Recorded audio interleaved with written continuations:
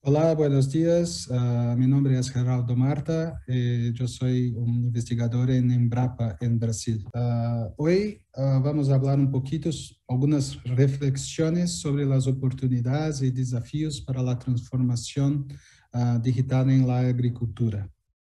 A ideia hoje é trazer algumas informações muito breves para vocês sobre algumas perspectivas futuras da expansão agrícola, algumas tendências que nós temos observado para a transformação digital na agricultura e algumas reflexões finais quando nós pensamos numa visão estratégica de alcance de médio a longo prazo. Quando nós temos uma mirada para o futuro, algumas questões surgem muito forte para a agricultura. Primeiro, é uma agricultura que, embora tenha uma importância muito grande na produção de alimento, de fibras e de energia, ela começa a adquirir novas funções, por exemplo, relacionado com nutrição e saúde, com a produção de bioinsumos e também de bioprodutos, e como uma fornecedora de serviços ambientais, entre outras funções. Além disso, o que nós observamos é que os desafios futuros eles passam a ser cada vez mais complexos e transfronteiriços. O exemplo da pandemia que nós estamos enfrentando do coronavírus é típico desses desafios transfronteiriços, assim como as mudanças climáticas. Isso nos leva a sinalizar que tanto os setores público como o privado eles vão ter que focar nas dimensões múltiplas da sustentabilidade, quer seja na sua dimensão econômica, social e ambiental, o que implica dizer que no futuro, cada vez mais, ações integradas vão ter que ser buscadas e ações de amplo alcance. Na transformação digital, por exemplo, não adianta apenas gerar novas tecnologias, novas soluções digitais. Sem uma infraestrutura digital que permita os produtores acessarem os benefícios, essa troca de dados da transformação digital, eles vão se ver comprometidos. E, obviamente, cada vez mais respostas ágeis. O ponto-chave aqui é que quando nós pegamos como exemplo o Brasil e o Uruguai, vejam, nós estamos falando em níveis de incentivos ao produtor inferiores a 2% da receita bruta em nível de fazenda. Isso é muito abaixo de outros países, como os Estados Unidos e China, e outras regiões, como a Europa. Isso significa que qualquer tecnologia, seja ela digital ou não, vai necessitar de que tem uma relação benefício-custo percebida pelo produtor. Caso contrário, ele não vai adotar a tecnologia porque ele tem um nível de incentivo muito baixo. Na Embrapa, há cerca de 1 ano e meio atrás, nós começamos um esforço, um estudo prospectivo sobre oportunidades e desafios para a transformação digital, para a agricultura digital na agricultura brasileira. E a estratégia que nós seguimos foi: quais são os grandes contextos, tendências e sinais de futuro? Quais são os desafios e oportunidades que se apresentam para a agricultura brasileira? E frente a esses grandes desafios e oportunidades, quais deles podem passar por uma solução digital? E frente a essas possíveis soluções digitais, quais que a Embrapa poderia eventualmente estar focando? Nós identificamos 7 grandes vertentes de pesquisa e desenvolvimento para a agricultura digital, que englobam tanto a parte de biologia avançada, de monitoramento e detecção de fatores bióticos e abióticos, a eficiência dos sistemas produtivos, a parte de cenários em apoio à política e à tomada de decisão pública e privada começa a ganhar relevância, principalmente com esses modelos avançados que se tornam disponíveis. A parte de agricultura digital em apoio à gestão de risco agrícola e ao monitoramento e uso e cobertura da terra, e, obviamente, a parte mais computacional, representada, por exemplo, pela computação em nuvem, com esse foco científico, e a parte de gestão de dados e da informação. Aqui eu só queria chamar a atenção que, dentro dessas vertentes, muitas ramificações de soluções e de tecnologias digitais podem surgir. Esse é um exemplo que vem da Microsoft, em que ele relaciona para a agricultura o potencial de valor relativo das diferentes tecnologias digitais e o tempo para esse potencial ser observado. O que eu só queria chamar a atenção, que se no longo prazo, no caso aqui a mirada foi de 10 anos, nós estamos buscando algumas tecnologias, por exemplo, gêmeos digitais, ou um maior entendimento do sistema para tomar decisões mais acuradas e precisas, o longo prazo ele vai responder a ações implementadas no curto e no médio prazo para esse alcance de longo prazo.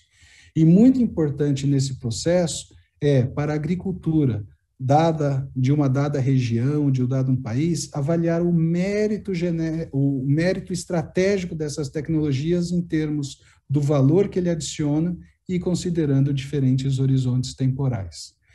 Como eu ressaltei alguns slides atrás, como a agricultura no Uruguai e no Brasil, elas têm baixos níveis de incentivos e os produtores são muito expostos aos sinais de mercado, quando nós olhamos pelo lado da oferta, as tecnologias digitais que tendem a ter uma maior aceitação por parte do produtor são aquelas que focam na ampliação da produtividade, lembrando da importância do aumento da eficiência no uso de insumos e de recursos, e aquelas que focam na redução de despesa.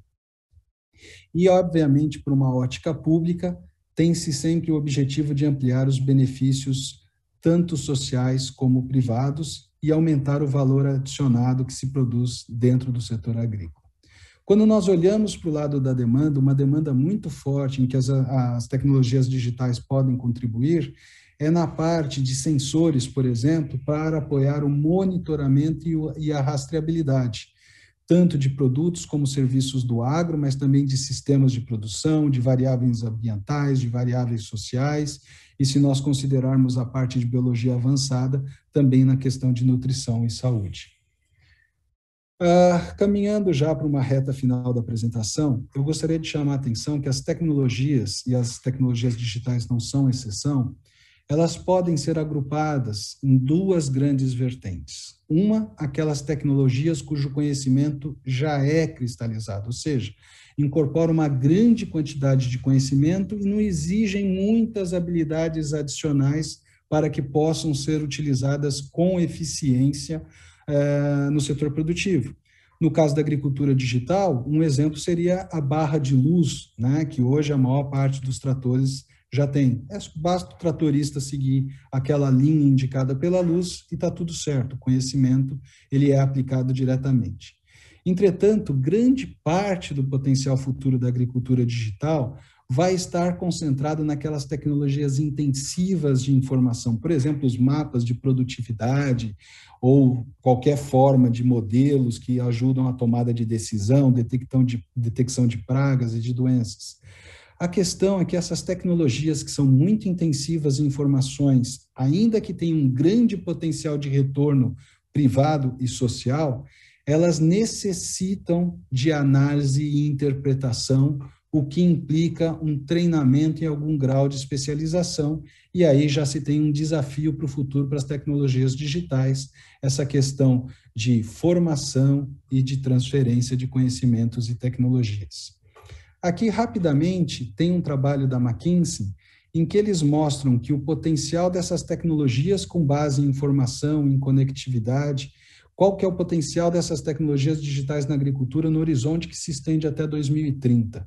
De acordo com a McKinsey, esse potencial varia de 375 a 500 bilhões na próxima década, sinalizando aqui toda essa parte de monitoramento para culturas, o acoplamento cada vez maior de drones no processo de tomada de decisão nas fazendas e a parte inteligente ligada ao monitoramento de rebanho, de estruturas e, obviamente, a parte de maquinária. Quando nós olhamos como isso se comporta em termos de cultura e em termos de regiões, as culturas que devem se beneficiar mais no curto prazo da transformação digital são frutas, verduras e cereais, mas de maneira alguma é desprezível o que nós observamos de potencial benefício junto à pecuária. Caminhando para o fechamento, quando nós pensamos numa visão, numa mirada de médio a longo prazo, alguns pontos são importantes. O fenômeno da concentração e da consolidação setorial, já relevante para sementes, para agroquímicos, também começa a se tornar cada vez mais relevante para a parte de agricultura digital. Esse aspecto pode ser positivo por impulsionar um desenvolvimento de novos conhecimentos e tecnologias mais rápidas, mas o que acontece se essa concentração, essa consolidação começar a gerar distorções de preços? As distorções de preço, as imperfeições de mercado constituem uma das principais barreiras à adoção de tecnologia, e aí surge a importância das políticas públicas que podem estar observando e podem estar criando mecanismos para criar ambientes mais inclusivos e mais competitivos. Um outro aspecto que é importante no dentro da porteira é como que essas tecnologias se comportam frente às aplicações no sistema e frente a outras tecnologias. Como que um produtor prioriza uma tecnologia ou um conjunto de tecnologias em relação às outras.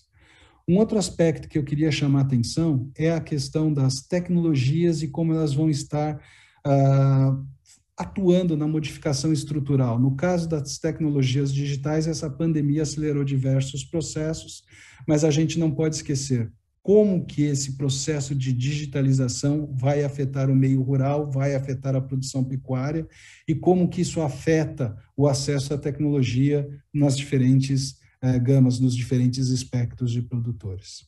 E um último ponto que eu gostaria de chamar a atenção, no longo prazo, a produtividade é praticamente tudo explicando a expansão da produção e a expansão do bem-estar. A produtividade responde muito fortemente aos investimentos em pesquisa. Isso significa que, se os investimentos em pesquisa agropecuária forem descuidados hoje, os reflexos dele começam a se tornar mais drásticos daqui a alguns anos. Por quê? Porque tem um estoque de conhecimento que ele dá um certo tamponamento.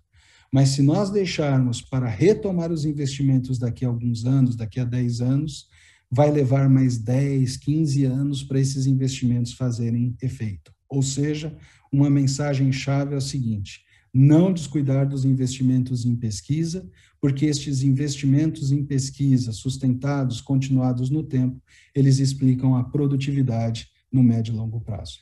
Era isso que eu tinha para trazer para vocês. Agradeço mais uma vez a oportunidade e o gentil convite da comissão organizadora. Obrigado.